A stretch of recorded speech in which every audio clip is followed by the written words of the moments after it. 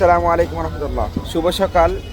আপনাদেরকে এমন একটি জিনিস দেখাবো, একটা মানুষ অনেক বছর পরে সফলতা পেয়েছেন।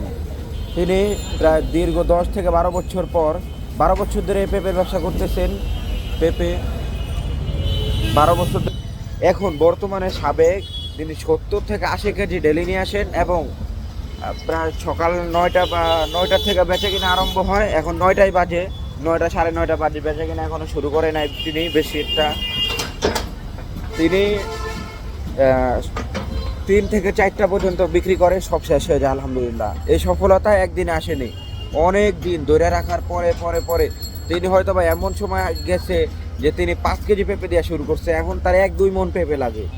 আপনারা অবশ্যই যেটা করবেন ধৈর্য ধারণ করে করবেন এবং উদ্যোক্তা হতে চাইলে, উদ্যোক্তা যদি হইতে চান তাহলে কঠোর পরিশ্রম করা লাগবে। কঠোরতম কঠোর। 12 বছর, 10 থেকে 12 বছর, এটা যারা পরিশ্রম করে তাদের সময় অনেক লম্বা।